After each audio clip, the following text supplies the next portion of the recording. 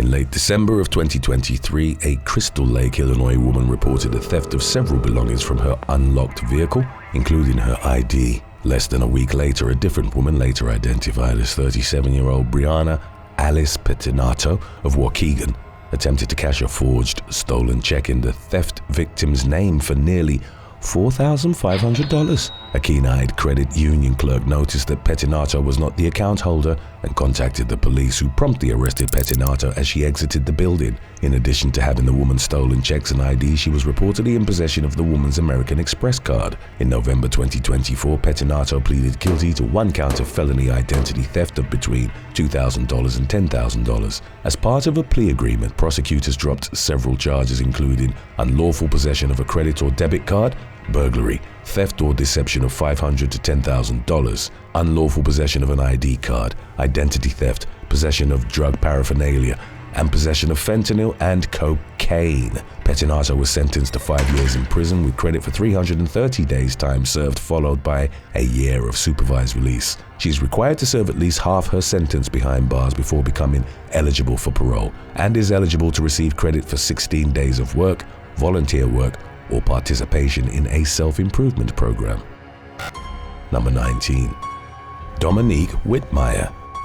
In May of 2018, a 21-year-old Crystal Lake, Illinois woman named Dominique Wittmeyer was accused of trying to open a bank account in Norfolk, Nebraska using a fake ID. Police responded to the bank shortly before noon after receiving a report about a woman trying to conduct suspicious transactions. Staff members told responding officers that they believed Wittmeyer was using a fraudulent Missouri ID while a group of people she had arrived with waited outside in a car bearing New Jersey license plates. While searching the vehicle, police found multiple cell phones and several $1,000s in cash. Based on their findings, law enforcement concluded that the group members were opening bank accounts using fake IDs in Nebraska and Iowa, and then using the information to purchase cell phones.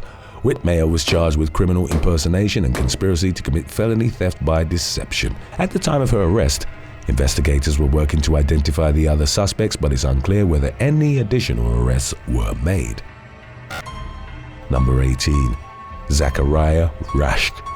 37-year-old Crystal Rasch was reported missing in rural Clyman, Wisconsin in June of 2024 after the Dodge County Sheriff's Office received a phone call from her concerned stepmother. The worried parent explained that she had been unable to reach Crystal for more than 12 days and that Crystal's phone was going straight to voicemail. After failing to contact Crystal by phone, her stepmother stopped at her house and noticed that Crystal's vehicle was parked in the garage. The stepmother began to worry that Crystal's estranged husband, 43-year-old Zachariah Rasch, had harmed her, prompting her decision to contact law enforcement. While speaking with the police, the stepmother revealed that Zachariah had harassed Crystal in the past and that the two were going through a divorce. During the investigation that followed, several of Crystal's friends and relatives told detectives that they had received text messages from the missing woman's phone, but that they suspected someone else was behind the correspondence. The wording didn't align with how Crystal normally communicated, and the person on the other end refused to talk on the phone. When questioned by the authorities, Zachariah denied having any knowledge of Crystal's whereabouts or involvement in her disappearance.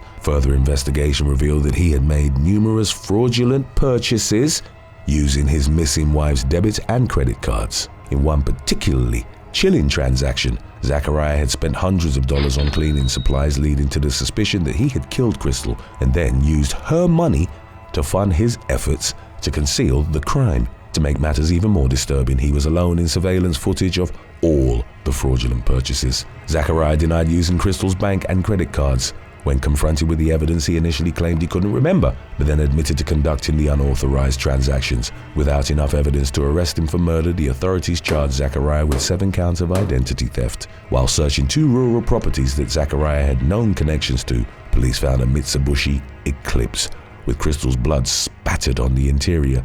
3 months after Crystal went missing, authorities announced the discovery of some of her bones and a tooth in a burn pit on Zachariah's property. In addition to the identity theft charges, Zachariah is now accused of first-degree intentional homicide with a domestic abuse modifier and concealing a corpse. He's currently being held without bond at the Dodge County Detention Facility pending the outcome of the case. Number 17. Brianna Kruse. Over a 4-month period starting in August 2023, 23-year-old Brianna Kruse was arrested twice in Miami for allegedly scamming local banks out of tens of thousands of dollars. Following her first arrest, The young woman was charged with a dozen felonies, including grand theft, ID fraud, possession of a stolen ID, money laundering, organized fraud, and more. In that case, Kruse was accused of defrauding a bank out of at least $50,000. In December of that year, Kruse was charged with 6 more felonies in connection with a separate case, including grand theft, organized fraud, and ID fraud. This time she was arrested after attempting to use a victim's stolen identity information to secure a car loan. Further investigation revealed that Kruse had previously secured a loan for a Mercedes-Benz using a stolen identity. She also managed to scam a bank out of $75,000 by convincing the institution to issue a cashier's check for a non-existent business she had created using the victim's information. According to police, Kruse persuaded the bank to provide the check after depositing a $100,000 personal check into a bank account she had opened in the fake business's name. By the time the check bounced, she had already gotten her hands on the money from the cashier's check that the bank had issued. The account holder that the check belonged to denied issuing the check, further indicating the presence of fraudulent activity. Records show that Kruse's criminal cases have been consolidated into a single ongoing case.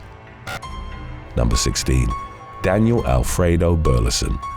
In October 2019, 20-year-old Daniel Alfredo Burleson of Des Moines, Iowa, was accused of attempting to use a McLovin ID from the movie Superbad to gain entry into an Iowa City bar. For those of you who haven't seen Superbad, McLovin is an underage high schooler who manages to buy alcohol using an obviously fake Hawaii driver's license, identifying him only as McLovin rather than by a first and last name. According to news reports, an officer approached Burleson at a bar after seeing an alcoholic beverage in his hand and asked him for his ID. Burleson admitted to drinking a vodka cocktail but refused to hand the ID over.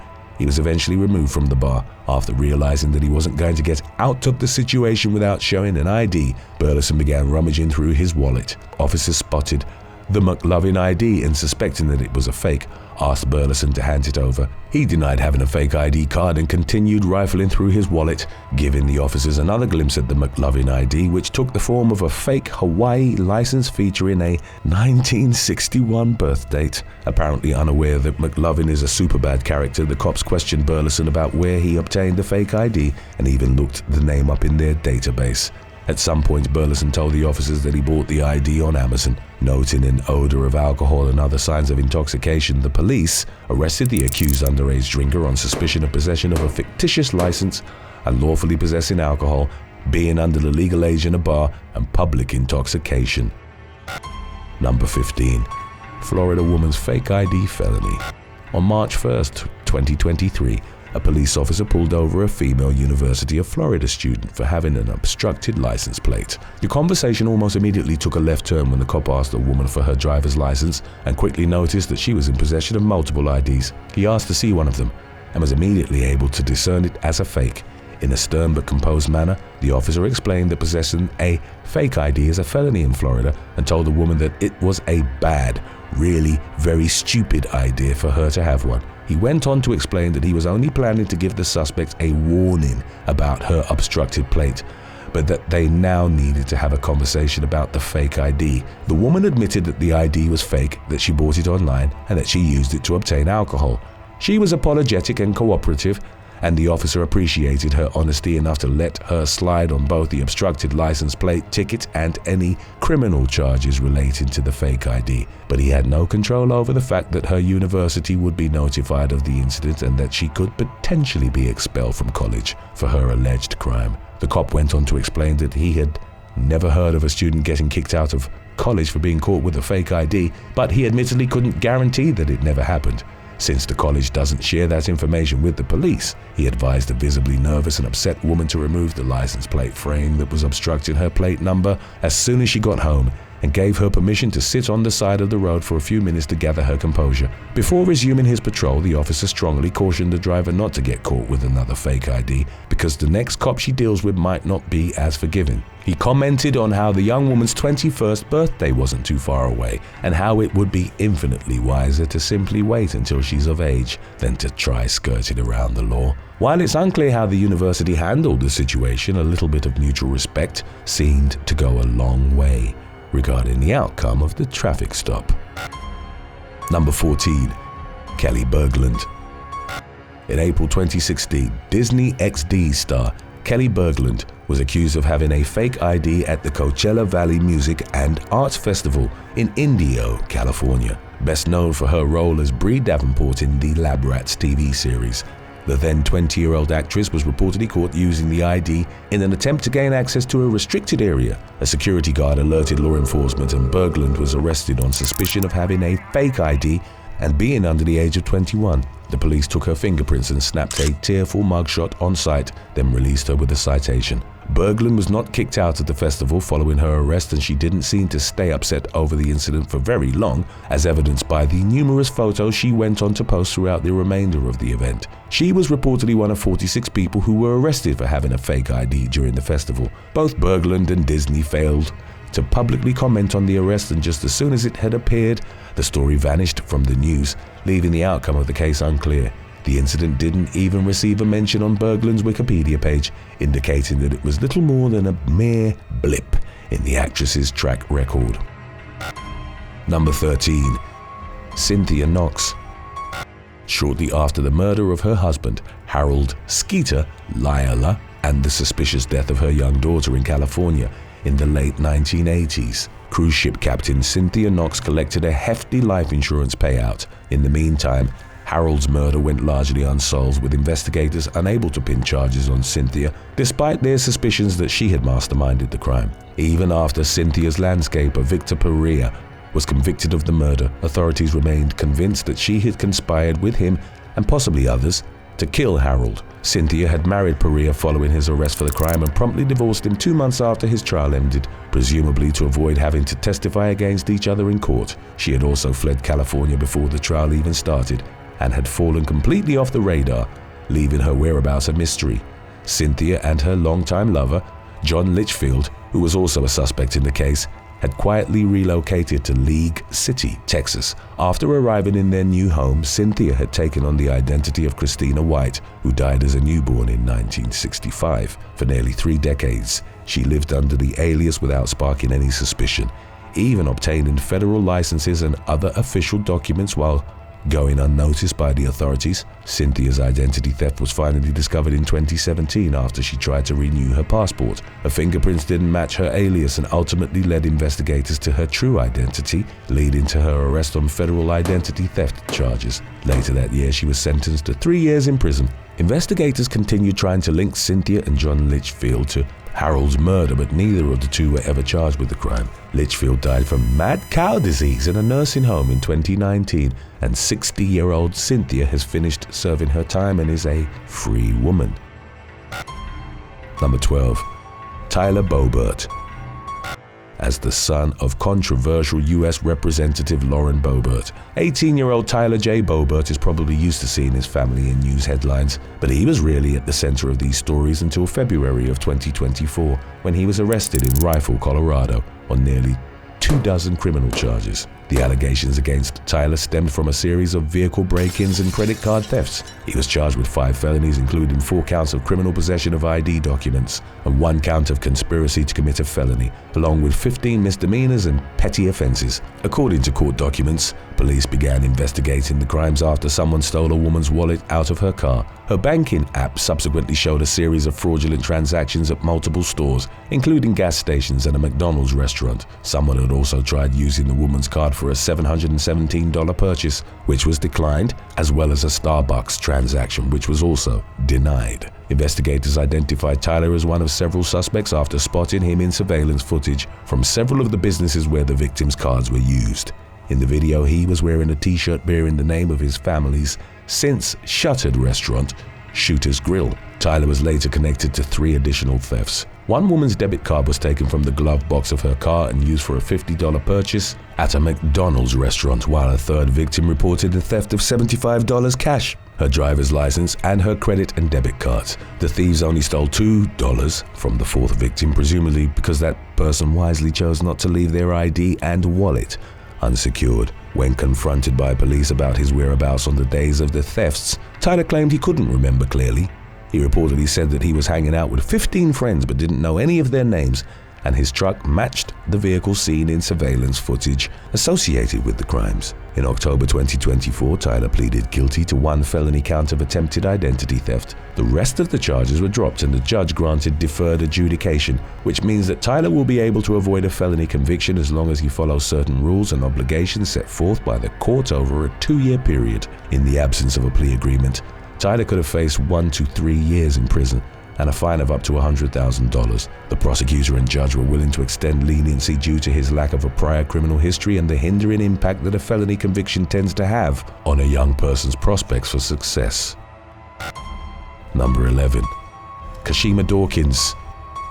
During what began as an ordinary traffic stop on a Saturday afternoon in March of 2024, a police officer in Miami-Dade County, Florida, pulled over a Mercedes-Benz after noticing the distinct odor of marijuana emanating from the vehicle. The car's passenger, 30-year-old Kashema Dawkins, had an active warrant for her arrest stemming from an incident in November 2023. She was wanted on various identity fraud and theft charges, including criminal use of an ID, unauthorized possession of an ID, possession of a fictitious ID, and grand theft. During a search of Dawkins' purse, the officer found 5 credit cards and an ID that did not belong to her or any of the car's other occupants. In addition to the charges detailed in her warrant, she was arrested on suspicion of felony identity fraud. Dawkins' criminal history dates back more than a decade and spans multiple states. In 2022, she was arrested in Broward County as a fugitive who was wanted in Kentucky on 3 counts of theft by deception and 4 counts of identity theft. Her record in Broward County dates back to 2011 and includes past arrests for uttering a forged instrument, attempted burglary of an occupied dwelling, attempting to flee or elude a law enforcement officer, unlawful use of a false name or identity, grand theft of a motor vehicle, battery, criminal mischief, burglary of an unoccupied conveyance, petty theft, dealing in stolen property, and more. Dawkins' most recent cases out of Broward and Miami-Dade counties appear to be ongoing. Number 10. William Hayes. During the summer of 2024, a 63-year-old Memphis, Tennessee man named William Hayes was accused of trying to buy 2 cars using a dead person's stolen identity. According to prosecutors, Hayes attempted to purchase 2 Kia Telluride SUVs cumulatively valued at nearly $159,000 using a fake state ID bearing the deceased individual's name and information. Staff members at the dealership apparently caught on to the scheme and quietly contacted the police, who arrested Hayes after he finished filling out the paperwork for the vehicle's purchase. The employees played along with Hayes to the point of posing for a picture and filming a video in front of one of the vehicles while shaking his hand to mark the occasion. The staff even gave Hayes a round of applause, fully convincing him that he had gotten away with his alleged crimes. What Hayes didn't realize when he grinned ear to ear for the photo was that the workers weren't celebrating his purchase of the car. Reality sank in just moments later, however, when police officers entered the building, handcuffed him, and removed the vehicle's keys from his pocket. The arrest was captured on video and posted on social media, where it quickly went viral. In the meantime, Hayes was booked into custody on suspicion of forgery worth $60,000 to $250,000 and attempted theft of property worth $60,000 to $250,000. His case is ongoing, but he does not appear to be in custody at this time, indicating that he likely came up with the $50,000 bond necessary to secure his freedom for the time being. Number 9. Robert D. Mason III. After falling under suspicion for attempted murder and home invasion in Alton, Illinois in 1994, Robert D. Mason III skipped town and managed to fly under the radar for 30 years. He was finally captured in 2024 after a local resident reported that someone had made a fraudulent financial transaction in their name. Investigators identified Mason as the suspect and located him in Kalamazoo, Michigan, where he was living under the identity of a man named Darle Thompson. Mason will now face charges in the decades-old case that he ran away from in the mid-90s. He's accused of shooting a man 4 times with the intent to kill him and forcing his way into a woman's home. Additionally, he's facing a new charge of felony identity theft. According to news reports, news of Mason's deceptive lifestyle shocked even those closest to him. Just 2 years after fleeing Illinois, he was convicted of a crack cocaine offense in Michigan under Thompson's name, which he served 17 years in prison for. In 2015, Mason got married under the stolen identity, and in 2017 he became an ordained minister. The real Darle Thompson reportedly discovered that someone had stolen his identity in 2021 and had been trying to solve the mystery ever since. Meanwhile, Fox 2 Now asked the federal government how someone could get away with serving a 17-year prison sentence under a false identity, but had not received a response at the time of publishing. Number 8. William Richard Holliday. In 2024, a 65-year-old Guadalupe County, Texas man discovered that someone had stolen his identity after being contacted by debt collectors about large amounts of money that he didn't remember spending. He contacted law enforcement, and investigators traced the crimes to San Antonio, where a 54-year-old man was found living under the victim's identity. According to prosecutors, William Richard Holliday opened 66 accounts using the victim's information, which he obtained from the man's forwarded mail. Holliday proceeded to live in an apartment rent-free, bought a Mercedes-Benz that he didn't pay for, and used fraudulently obtained credit cards to buy groceries and other items. Investigators visited the apartment complex where Holliday was living and asked for him by name, but the management said that no one by that name lived there. Throughout the course of trying to locate Holliday, law enforcement discovered that he was living in one of the units under the victim's name. Police picked Holliday up during a traffic stop on suspicion of credit card abuse, fraud, tampering with a government record, false statement to obtain property, exploitation of elderly, and unauthorized use of a motor vehicle. The case appears to be ongoing. A quick search of Bexar County's court records database reveals at least one prior eviction case and multiple debt claims lawsuits against a William Holliday, suggesting that the defendant may have moved on to stealing someone else's identity after he could no longer obtain credit or borrow money using his own. Number 7. Stephen Craig Johnson. After escaping from a minimum security Oregon prison in 1994, convicted predator Stephen Craig Johnson managed to go undetected by the authorities for 30 years. It was as if he had vanished off the face of the planet, leaving law enforcement baffled as to his whereabouts. Johnson even managed to evade capture while spending several years among Oregon's top 6 most wanted fugitives. In 2015, the U.S. Marshals took over the case at the state's request. Nearly another decade would go by before Johnson was found in Mason, Georgia, where he had been living under the stolen identity of a deceased child named William Cox since 2011. The Marshals apprehended him in July of 2024, and he was detained pending extradition to Oregon. While tracking Johnson's movements, investigators discovered that he had obtained a copy of William Cox's birth certificate and a social security card in Texas during the mid-90s. Records show that he obtained a driver's license in Georgia in 1998. It's unclear whether he'll face new charges or if he'll simply be returned to prison to finish out his original sentence. When asked about how they finally located Johnson, who is now 70 years old, a federal law enforcement spokesperson credited newly developed technology with providing meaningful leads but failed to go into detail about the nature of the technology. Number 6. Walter Glenn Primrose and Gwynn Darle Morrison. For reasons that may never be known, Hawaii couple Walter Glenn Primrose and Gwynn Darle Morrison spent decades living under the stolen identities of deceased babies. During that time, they went completely unnoticed by the authorities while obtaining multiple passports and even serving in the Coast Guard under their monikers Bobby Fort and Julie Montague. Following the couple's arrest in 2022 on federal charges of conspiracy, false statement in a passport application, and aggravated identity theft, an old photo of the pair wearing seemingly genuine KGB uniforms surfaced, prompting suspicions that Primrose and Morrison were spies for Russia despite both being born and raised in Texas. Their defense lawyers denied the allegation, which was also based on the discovery of mysterious coded documents and other suspicious items at the couple's home. The pair were also overheard making comments that seemed to refer to espionage after their arrest, but they adamantly maintained that they were not foreign spies while failing to offer a convincing explanation for why they lived under stolen identities since the late 1980s. In 2023, a jury found Primrose and Morrison guilty as charged. They were each sentenced to 2 years and 10 months in federal prison, and while they're no longer accused of being Russian spies, their reasons for committing their crimes remain unclear. Number 5.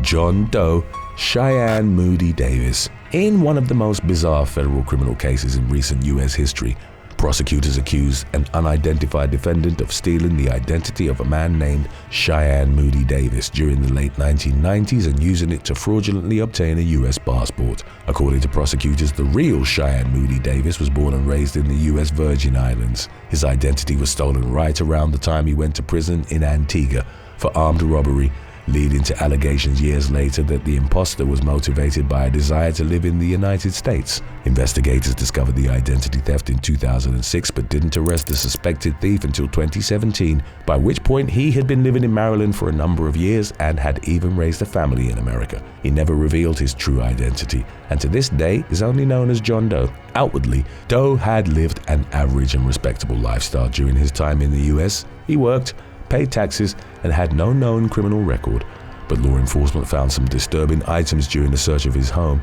including police gear and fake cop and military uniforms. Moreover, the real Cheyenne Moody Davis understandably felt violated, that someone had stolen his identity, voted in his name, and even given their children his last name. Doe stood by his claim that he was an honest, law-abiding citizen, but was found guilty of identity theft and passport fraud. He was sentenced to 42 months in federal prison, and it's unclear whether he was deported following his release. Number 4. Kelli Rasch and Johnathan Alvarez.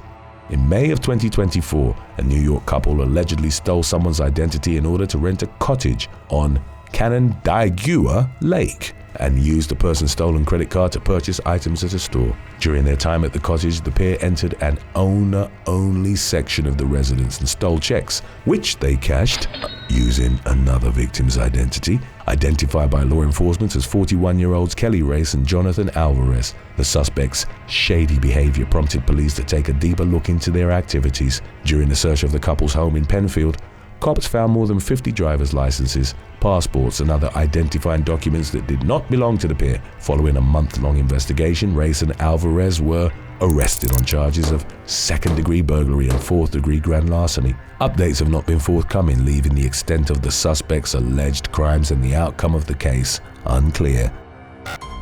Number 3. Mekal Wilson. In what could perhaps be best described as a nightmare to any honest civilian, a Florida man named Mekal Wilson has been plagued by life-ruining problems as the result of identity theft. Wilson's misfortune started after someone stole his wallet in 2023, and it hasn't stopped since.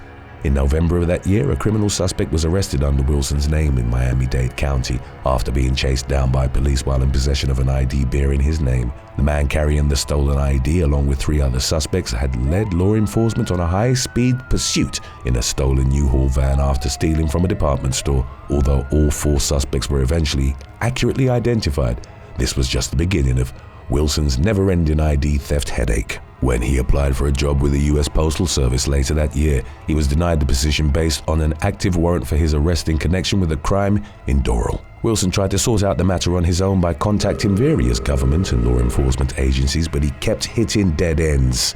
Desperate to get his life back and in a last-ditch effort to land the Postal Service job, he reached out to 7 News. An investigative reporter spoke with a representative from the Darle Police Department who claimed that the agency had no record of issuing a warrant for Wilson's arrest. Meanwhile, a spokesperson at the state attorney's office reassured the reporter that they were working to get to the bottom of the matter. As of August 2024, the man who allegedly stole Wilson's identity had numerous open criminal cases, including one listed under Wilson's name. At the time of his interview with 7 News, Wilson had a week to clear his name or he would lose any chance of being hired by the Postal Service. The outlet has not provided any updates on the situation, leaving the outcome of Wilson's predicament unclear.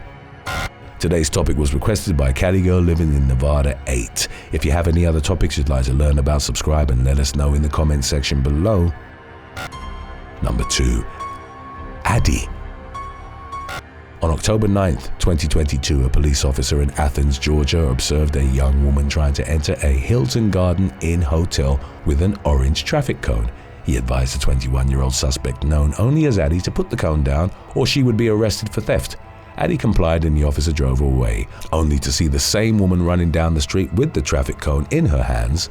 A few minutes later, apparently in no mood to issue a second warning, the cop handcuffed and arrested Addie for theft. While searching through her purse in search of her ID, he found a fake driver's license, which the suspect admitted to previously using in order to obtain alcohol when she was underage. During the conversation, the officer noticed an odor of alcohol on Addie's breath, which only further solidified his decision to take her into custody. While completing paperwork down at the police station, Addie claimed that her father was a sheriff's deputy in Taylor County, but it's unclear whether this is true. She was cited for public intoxication and disorderly conduct, but somehow managed to avoid the theft charge that she was originally arrested for.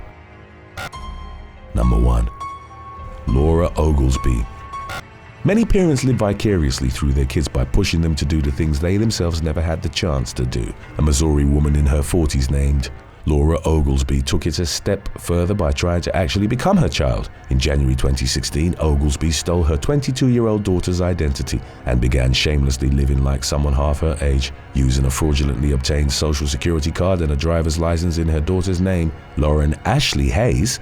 She enrolled in classes at Southwest Baptist University. Oglesby paid for her education using financial aid and loans that she obtained using her daughter's identity. She managed to pull off the ruse for 2 years while working at a local library and dating much younger men who were supposedly completely unaware of her real age. Authorities in Missouri finally caught on to Oglesby's identity theft in 2018 after the Mountain View Police Department received a tip from law enforcement Arkansas. Investigators had uncovered evidence that Oglesby had used Hayes' identity to embezzle more than $25,000 in 2017, and they believed that she was still living as her daughter. During what initially seemed like a routine traffic stop, police pulled Oglesby over and confronted her with evidence of her crimes. She insisted that she had stolen her daughter's identity in order to flee an abusive relationship, but this claim was never verified. Oglesby was arrested on federal charges, and in December 2021 she pleaded guilty to 1 count of intentionally providing false information to the Social Security Administration. In exchange for her plea, she faced a maximum 5-year sentence. Additionally, the court ordered Oglesby to pay more than $17,500 in restitution to Southwest Baptist University and her daughter, whose credit was reportedly ruined by her mother's dishonest actions. Thanks for watching. Hypothetically speaking, if you had a 100-year lifespan, would you rather spend your entire life in the body of a fit 50-year-old or go through the normal process of aging?